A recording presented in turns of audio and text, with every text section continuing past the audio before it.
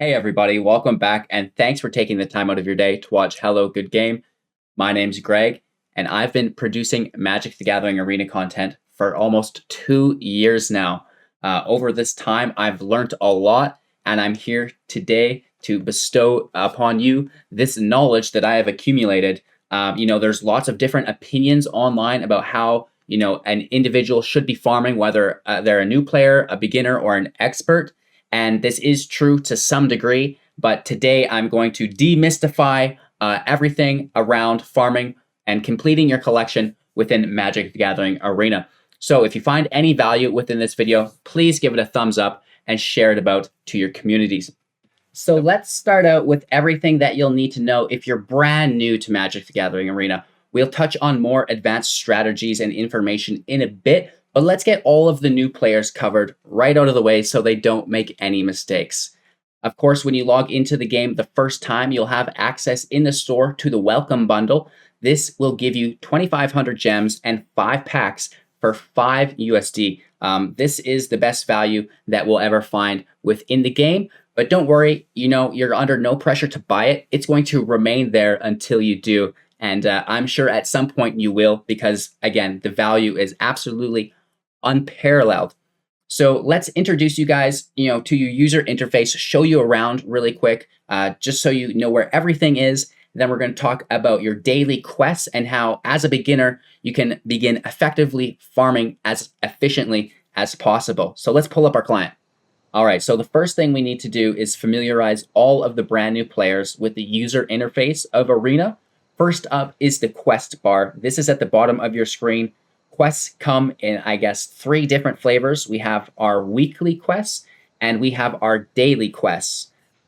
Daily quests, you get up to 15 wins a day. We do have the progress charted out for that in a little bit. We'll show you guys the reward structure there. I recommend that you be getting 4 wins every single day, and this will net you the majority of the gold that's available to you. We also have our daily quests. Now these come in the flavor of 750 gold and the flavor of 500 gold. We want to, as a priority, every day re-roll any quests that we have worth 500 gold, trying to get them to turn into 750 gold quests. We complete all of the quests worth 750 gold, and we ignore the quests worth 500 gold. This means being aware of what each individual quest entails. In this case, it's cast 30 green or blue spells. It's a 750, so we don't have to worry about it. We can go ahead and complete it. But if it was worth 500 gold and we don't have a reroll for the day because we already used it, we don't want to complete the available 500 gold quests. We want to leave them sit there and re-roll them in the future days, because we only get 1 new quest a day, unless it's the weekly reset, and we only get 1 re-roll a day. The re-roll is not guaranteed to put it to a 750. So if we ignore the 500 gold quests, we only complete the 750s, this will make it so we always have a quest to re-roll, right? Only 2 times will we ever complete quests worth 500 gold. Right before the weekly reset, because we'll lose those quests anyways, or when we don't have any more room for a new quest. If we already have 3 quests, which is our total allowable amount of daily quests, we re-roll a 500, it turns up to another 500, leaving us 3 500 gold quests and no re-rolls for the day. We will complete 1 of the 500 gold quests, and that just leaves a spot open for the next quest tomorrow to take its place, right? Not only do we have a chance at the new quest being a 750, but we also now have a reroll for the new day. We can reroll one of those other quests that we ignored, trying to turn it to 750 a day, right? So we're only completing 750 gold quests unless it's a weekly reset, which you have access to right here. The timer for me personally right now is in 58 hours, almost 59 hours. And then again, like I said before, if you have no rerolls and 3 500 gold quests, then you'll complete 1 of them. All right, so there's 28 daily quests available to us, 14 of which are worth 750 gold. The remaining 14 are worth 500 gold. I'd love to optimistically assume that they're weighted equally. However, I'm sure that the 750 gold quests are weighted much lighter than the 500 gold quests. This is why we like to mitigate, that negative effect by leaving the 500 gold quest there, so we can always be re-rolling and, never have a re-roll without a quest to hit it. So now that you're effectively re-rolling your quests and getting the most gold out of your daily time in Arena, you're beginning to gain experience with all of the different free-to-play decks. You get daily pack rewards, and you've begun to open those packs and upgrade those decks. You're feeling pretty confident with the deck you have. You need to start tracking your win rate. This is, the foundation to successful farming. We can't do any farming projections without a win rate. So this is our, again, first requirement before we do any real farming within Magic the Gathering Arena. That's not just taking advantage of free crumbs on the table through the rerolls. So I use a tracker called Magic the Gathering Arena Assistant. It's available to you guys for free in the description below within the Overwolf link. Click it, download it, install it, go to your settings, enabled your detail logs within your account settings right here. Click that, restart your client. It should fire up for you.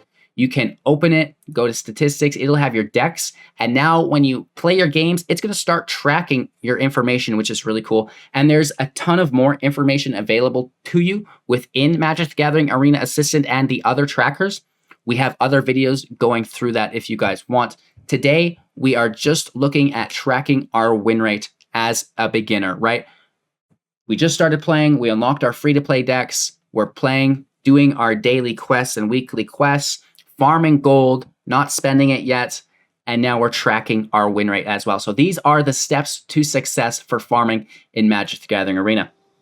Now that we're becoming, aware of our win rates, we can become aware of the different game modes in which we can farm in. I would not recommend even looking at them until you know your win rate, at least in Best of 1 Constructed. So first things first, to unlock all of our game modes, we hit this arena symbol from the right to the left, unlocking all play modes here, at which point we can press play and familiarize ourselves with the different modes. Now, we're not going to go through each of them today because they do rotate and some of them might not even be here when you pull up. There are some that always stay. We have Best of 1 Constructed, Best of 3 Constructed, also known as Traditional Constructed.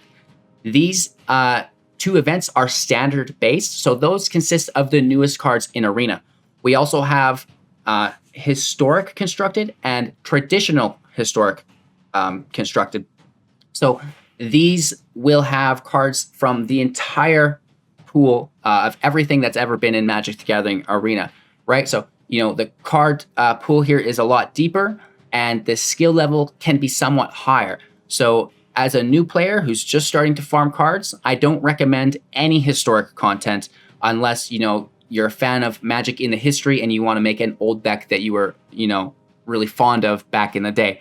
If you're new to the game, don't worry about historic. Just focus on building your standard collection for a few sets until a whole rotation passes, at which point all of the cards that you've farmed, or probably a majority of the cards that you've farmed, will leave standard going into historic, and that will give you a little bit of a foundation to start building your historic decks. So as a beginner, someone who's brand new, ignore historic, pretend it doesn't exist, put your blinders on and progress through the standard constructed events. The standard Best of 3 event requires less of a win rate to be positively rewarded upon, but it is more of a time requirement, and it is, in my opinion, more of a skill requirement, which, are very hard for beginners. Plus, you need to have access to a sideboard, which is, even more cards that you're struggling to build out of the gate. So it is easier to gain profit in Best of 3 or Traditional, but the standard event or the Best of 1 event is a lot faster, especially for beginners. So if you guys are going to be farming, I do recommend the standard event. And if we open that up, we can see that we're able to enter it for 500 gold or 95 gems. You should never spend gems on something that you can spend gold on instead. You want to be up-regulating your currencies, taking your time, putting it into gold, taking your gold and time, and putting it into gems. That's your priority. of course. So moving on, we're tracking our win rate. We see the standard event. Let's also take a look now at the other events. So my next recommended event to do is the quick drafts. This is because you're competing against bots, right? You're picking cards against the computer. So, you can do a little bit of research. We do have a few draft guides available. IKORIA was one that we did a deep dive in with cheat sheets for you guys. So, you can do research on limited, find out what some of the better decks are, and then, go forth and compete by abusing the quick draft, because the computers are not picking some of the better cards. Whereas when you're picking against real people, they're always picking the best card, right? So it's a little bit easier to get a competing quick draft deck than it is a premier draft deck, which again, you're picking against real people or picking against computers. You're always playing against real people, but it's just who you're picking cards against. And again, I'd rather pick cards against a computer than a real person, probably 9 times out of 10, because it can be abused by learning. So again, don't spend your gems on something that you can spend with gold. So 5,000 gold is quite expensive, but we do have the option to win quite a bit of gems here. So that's the idea. As a beginner, you're farming your gold up, you're spending your gold on the standard event, gaining even more gold from it. So you're up converting your gold into more gold. I wouldn't be drafting until a brand new set comes out. Save your gold. It's not hard to save 100,000 gold throughout the period of a season. Just completing your daily quests, re-rolling, and that might be tempting to spend that gold on packs, and you can totally do that if you want, but I really recommend that you just save your gold, get about 100,000 gold, and then when the new season starts, you can start drafting, and then you can start tracking your limited win rate, which is something that we can't do unless we're playing limited. Obviously, our win rate will signify our potential skill level within limited, but constructed and limited are a little bit different. Obviously, the power in limited is way down, and the value that you get from things seems to be much more increased. So there's only one way to get better at it. It's by playing it. That's that. You can read guides and stuff, but you have to play limited to get better at limited. I really recommend the quick draft if you are going to play limited, and I don't recommend that you play limited unless you can draft the whole set. I wouldn't draft unless I can draft the whole set. And again, we're going to go through the numbers with you guys so you can see the pros and cons of these different farming strategies and why this is the only route that you should take. Again, this does depend upon your time a little bit. Some people don't have the time to compete within limited, but this may be a little bit of a myth, right? Because if they're playing the game to get their wins anyways, why wouldn't they just play limited, right? So, it's somewhat of a discussion, but I think if you follow the steps as I've laid out and you don't start drafting until a brand new set comes out and you have, 80,000 plus gold to dump into that draft to make sure that you can complete the whole set of drafting, you're going to be fine, right? So as long as you do those things and follow the steps I've laid out for you guys today, you're going to have a fine time farming. And, any of the other events are what I would say are more intermediate or expert. Even the quick draft is a little bit more expert. So, breaking those down really quick for you guys. Of course, we have the traditional standard event, double the entry fee, double the reward, but double the time investment. So it's going to come down to what you're more comfortable as playing. And again, the win rate that's required to go infinite within traditional is slightly lower, which is really good for everybody who's got their win rate dialed in and they've got some available time. So those are the events, just familiarizing you guys with them. Again, the historic, and then we have the traditional or the premier draft as well. Traditional draft, again, double the cost. Instead of 5,000 gold, it's 10,000. Instead of 750, it's 1,500. playing 3 matches, really nice rewards as well. So these are all of the different events for you guys. Again, if you're a beginner, weekly quests, farm gold for when the new set comes out, and then start to get good at drafting.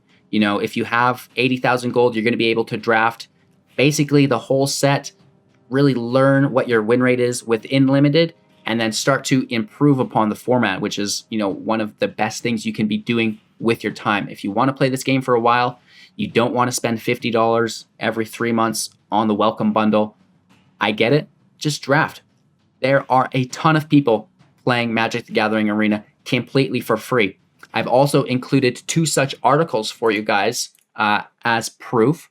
I'm going to pull those up now. So this is an M21 rare set completion report, basically talking about everything I'm talking about today, where they have so much gold saved up, and then they try to go out from there. So for a new player to Arena trying this, save all of your gold before beginning the draft season. You'll need a good win rate for best of 1.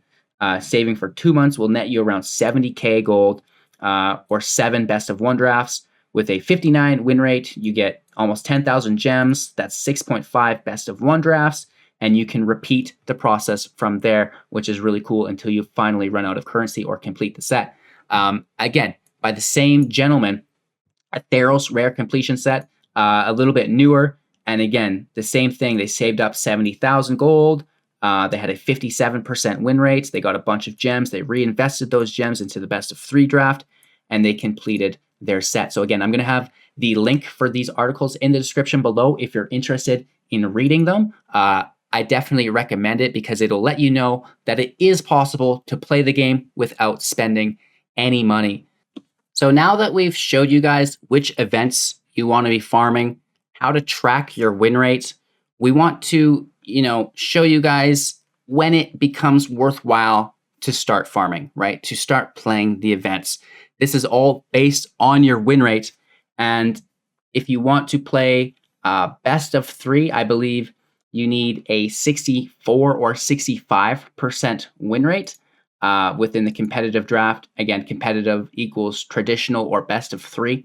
This is going to gain you gems. It's going to, get you about 6 packs, which is really cool. And again, for the best of 1, the win rate is required to be a little bit higher, which I believe it's up to like 70%. Oh, it's like 74, 75%, which is extraordinarily high. But again, this is allowing you to go infinite, which means you're gaining everything that you invested back plus the packs. So if you have a 75% win rate, you're gaining 750 gems, which means you're netting 5, and you're gaining on average 1.72 packs, which is really, really good. Again, in the competitive, you require only a 64% win rate to go infinite. And when we save up 70,000 plus gold, we don't have to go infinite. We do have that gold, which acts as a little bit of a buffer zone, right? So, you can go down from the 64%, which is infinite, down to, the gentleman said his was at a 59%. And again, still losing some gems every game, but the general gains that you're receiving are well worth it. With that being said, the draft win rate can only be tracked by drafting. So I don't think it's super important, but you do still need to be aware of it, right? Because the information from your last season of drafting can be projected into the next, and then you know exactly how much gold you'll need, right? And then you won't have to farm as much, or maybe you'll have to farm more. Where this really shines for me, because I rare draft regardless, right? I'm gonna try to complete my set as efficiently as possible. So I'm always drafting, saving my gold, and just dumping it in when the season starts. So it's not really like a question for me. If I've got 70,000 plus gold when the season starts, I'm going to draft regardless of my win rate.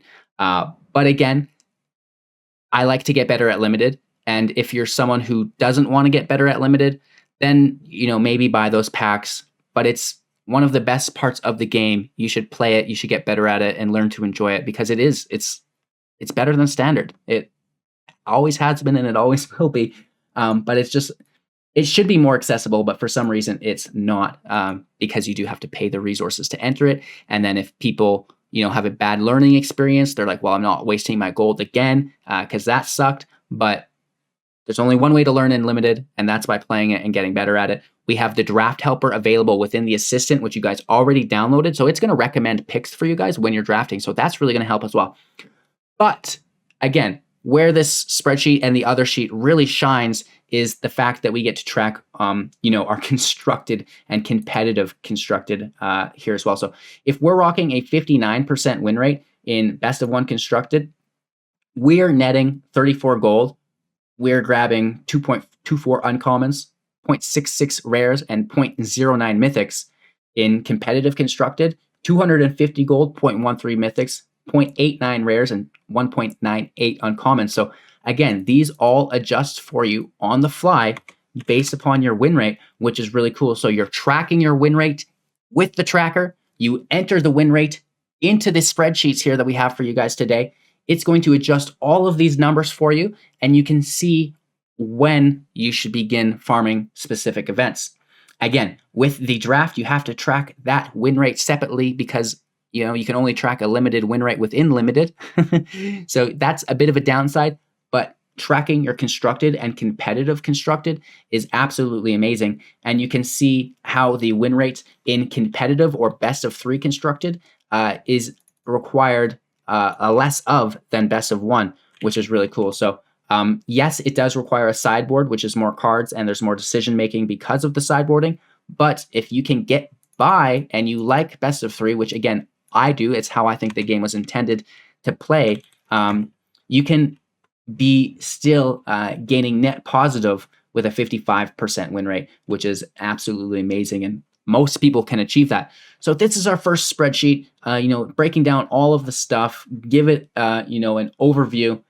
Pulling up our second spreadsheet here, newly updated, not as pretty, but it has a lot more information in here for us. Not only are projected rewards for farming, but also the general rewards that we'll get just for playing the game every day. So first off, everything in yellow, you either need to read or adjust. Everything in pink is just to direct your attention to. It's kind of like what the equation equals, which is pretty cool. So the instructions: enter your game win probability and adjust other options in yellow. So again, game win probability, just like the other spreadsheet that we just looked at, you put in your win rate, whatever it happens to be. We're getting that from the trackers, which we showed you how to download, install, and enable already.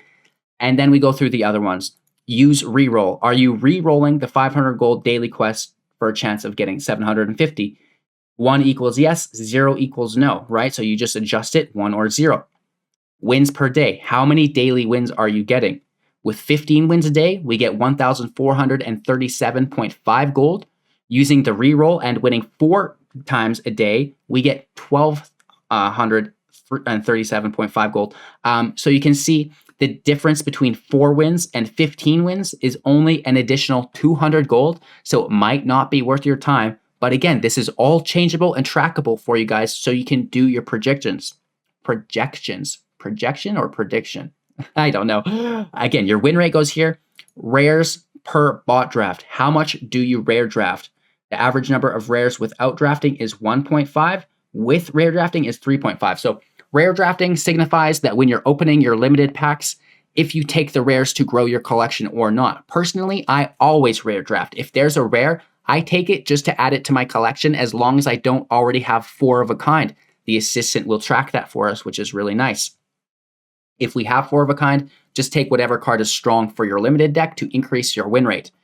If you don't have 4 of a kind, I would take that rare, and they go even further to say that you should only be rare drafting from the metagame. We can track the meta from MTG top 8/top cards.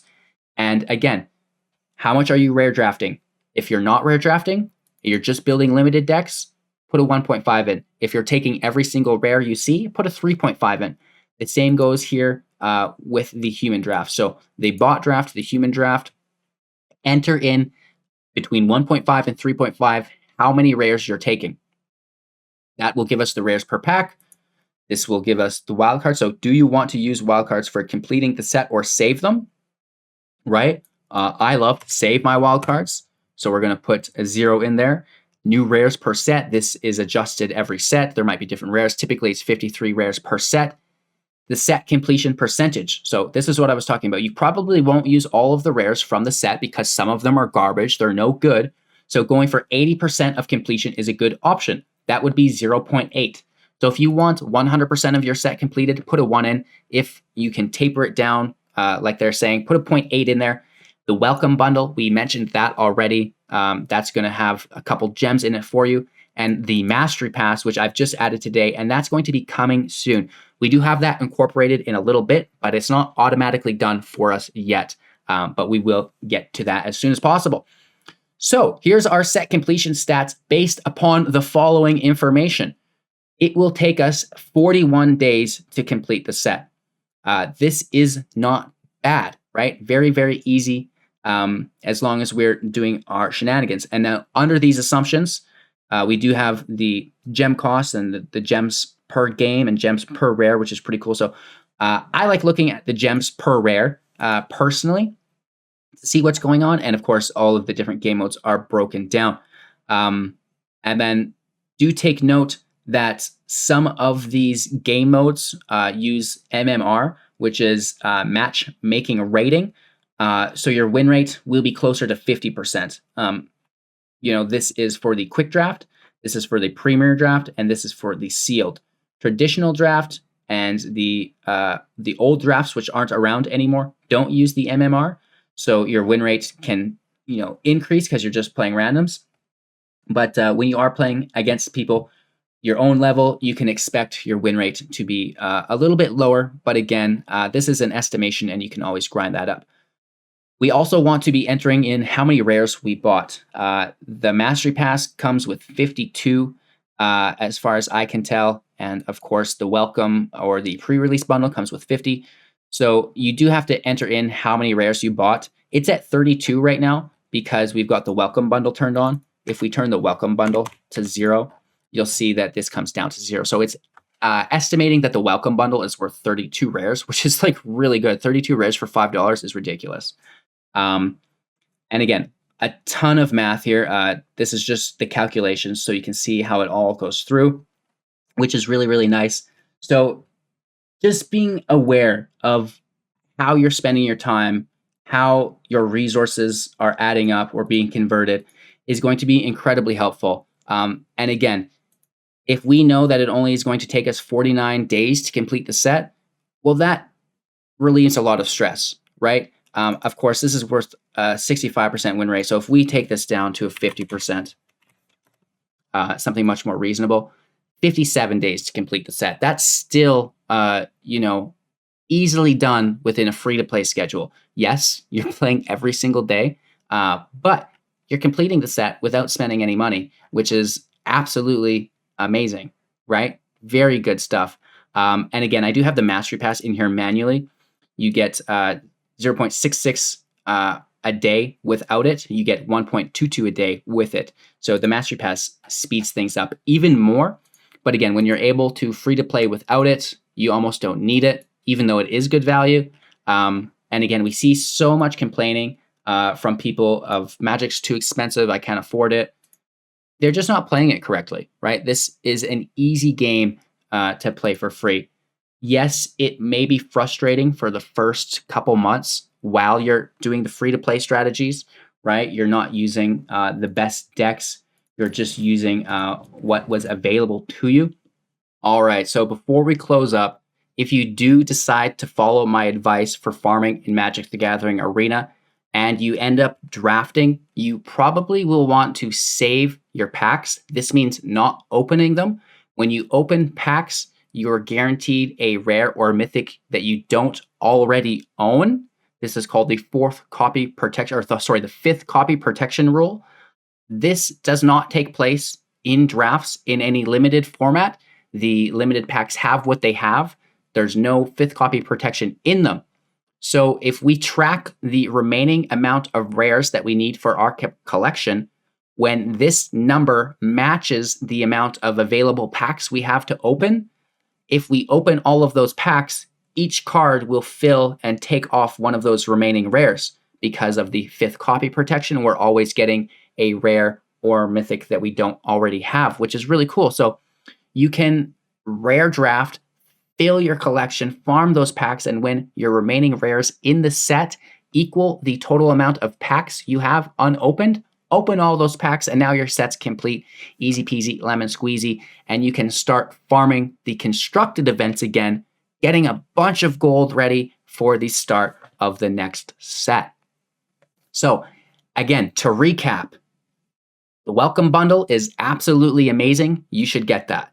You don't spend your gems though until much further along down the road. Save them. They're very worthwhile to have once we start playing limited and we can establish a win rate which will allow us to play infinitely until our set is complete.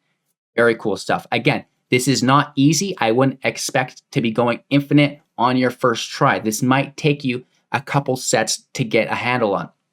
So we've got our tracker, right? Tracking our win rate. And now because we're confident within our constructed best of 1 win rate, we're farming the standard event. We're getting a bunch of gold, learning how to play the game more in depth, engaging with the meta, all of these fun things. And again, increasing our skill level. Farming gold, the new set drops, we can start playing limited. The first couple weeks of the new sets, quick draft is not available. You can wait. That's totally fine. Wait until quick draft is available 2 weeks later and then start farming the set. You know, they do that for a reason. So you dump all of your gold into best of 1 quick drafts, right? That gold gets converted into gems. You take those gems into the traditional draft, and between the balance of these two and all of that gold you've got, you should be able to complete your set, hopefully. Again, please let me know in the comments below what you guys thought of this guide. I really appreciate your time and attention. And as far as I know, there is no better way to farm than this. Yes, you could just open packs with your gold, but why wouldn't you just save your gold and continue farming regularly? In my opinion, it is very hard to tread water with a lung full of water. Whereas, if you can get floating, get breathing, and survive on your own within the environment, it's going to be a much friendlier place for you guys, right? Not having to invest continual money is great. I do want to add that if you play the game for 4 wins every single day and you spend $50 in the welcome bundle every set, you will still complete your set of cards. So, you can either play every day for free, or you can spend $50 and play every day, or you can not play at all and spend hundreds and hundreds of dollars, which it appears to me that most of the complainers are doing. I don't know. It's a great game. Play it. I understand that time requirements are a thing. Lots of us have jobs and families and so on and so forth, commitments to uphold, but it's fairly friendly, and we've seen that we can complete a set in as little as 50 days. So that leaves 30 or 40 days off within the set, and that is plenty of time to get our chores wrapped up. So thank you again for your time and attention. Again, the links for everything is in the description below. Please like the video and share it out to all of your communities, and we'll be back again soon with another Magic the Gathering Arena video. Take care.